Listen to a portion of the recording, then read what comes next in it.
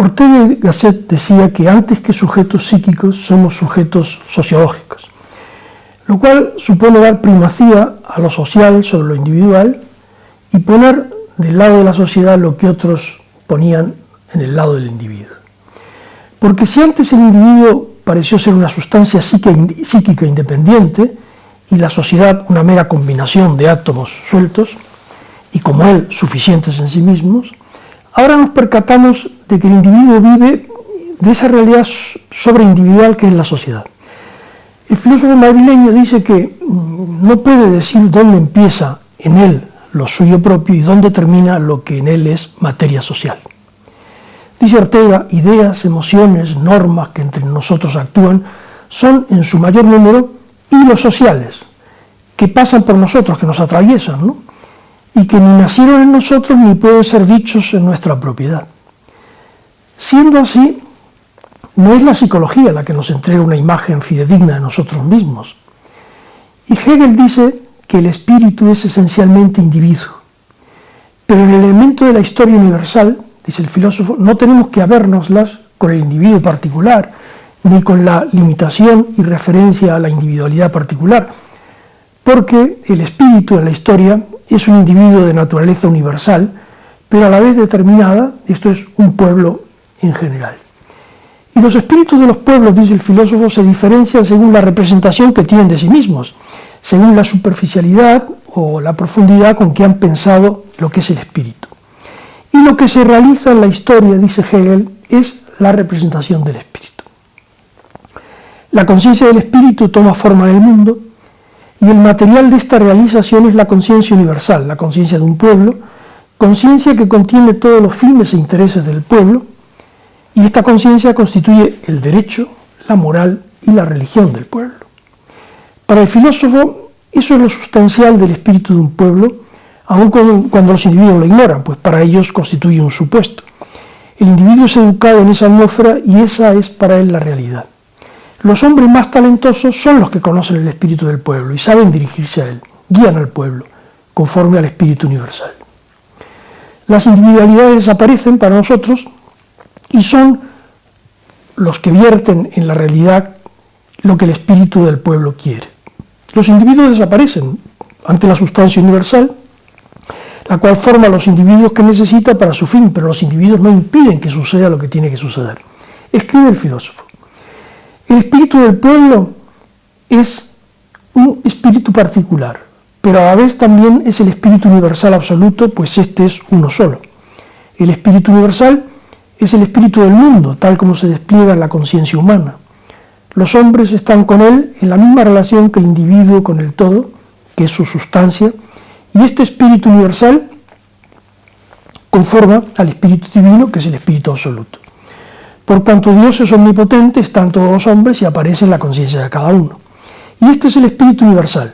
El espíritu de un pueblo puede perecer, pero es un miembro en la cadena que constituye el curso del espíritu universal, y este espíritu universal no puede perecer. Todo esto dice Hegel. El filósofo añade que la historia universal es la exposición del espíritu, el despliegue de cómo el espíritu trabaja por llegar a saber lo que es en sí. Y los orientales, dice el filósofo, no saben que el espíritu o el hombre como tal es libre en sí, pues la conciencia de la libertad solo ha surgido entre los griegos. Y ante la idea divina desaparece la ilusión de que el mundo sea una loca e insensata cadena de sucesos, quedando para la filosofía la tarea de conocer el contenido, la realidad de la idea divina, pues la razón es la percepción de la obra divina. Escribe Hegel que la idea se realiza en la historia a través de medios y materiales, insisto, medios y materiales. Añade que los pueblos que nosotros consideramos son los pueblos que se han organizado racionalmente. En la historia universal, dice Hegel, puede hablarse de los pueblos que forman un Estado, porque la idea universal se manifiesta en el Estado. El filósofo concibe un pueblo como un individuo espiritual. Lo universal que se destaca y se hace consciente en el Estado es lo que constituye la cultura de una nación. El Estado, dice Hegel, la patria es una comunidad de existencia, y las potencias en que el espíritu del pueblo se particulariza son la religión, la constitución, el sistema jurídico global, con el derecho civil, la industria, el arte y la ciencia, y el aspecto militar, la valentía, aspectos todos ellos que diferencian a un pueblo del resto de los pueblos. La religión es la conciencia que un pueblo tiene de lo que es, de la esencia de lo supremo, dice Hegel, y está en íntima relación con el principio del Estado porque el Estado ha nacido de la religión, tiene su base en la religión, y, añade, el Estado es la razón de la tierra. La voluntad subjetiva, la pasión, es el factor activo, el principio realizador, pero el Estado no existe para los fines de los ciudadanos, pues el Estado es el fin y los ciudadanos son sus instrumentos. El interés particular de la pasión, dice el filósofo, es inseparable de la realización del universal. Y Hegel escribe estas palabras: la idea universal no se entrega a la oposición y a la lucha, no se expone al peligro, permanece intangible e ilesa en el fondo y envía lo particular de la pasión a que en la lucha reciba los golpes. Se puede llamar a esto el ardid de la razón o la astucia de la razón. Esa astucia de la razón hace que las pasiones obren por ella y que aquello mediante lo cual la razón llega a la existencia se pierda y sufra daño. Sí, los individuos son sacrificados y abandonados. La idea no paga por sí el tributo de la existencia y de la caducidad, lo paga con las pasiones de los individuos. Esta es la astucia de la razón o el ardid de la razón. En su libro titulado Historia de Jesús, Hegel dice que la concepción que tiene de lo divino es kantiana porque Dios es la voluntad perfecta y lo divino es la eterna ley de la moralidad. El hombre ingresa en una realidad configurada por la voluntad de Dios y la conciencia moral es la comunicación de Dios al hombre. La razón es el elemento común al hombre y a Dios, el lugar de encuentro entre lo finito y lo infinito.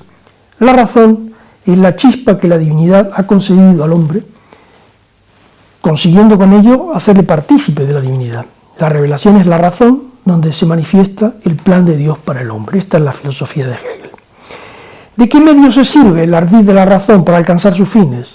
Hegel dice que en las acciones de los hombres, que nacen de sus necesidades, de sus pasiones, de sus intereses y de las representaciones y fines que se forjan en sus vidas. El interés particular de la pasión es inseparable de la realización de lo universal, pues lo universal resulta de lo particular y determinado. Lo particular es algo finito y como tal debe sucumbir. La idea universal, en cambio, no se entrega a la oposición y a la lucha, como hemos dicho antes, no se expone al peligro, no se expone al peligro.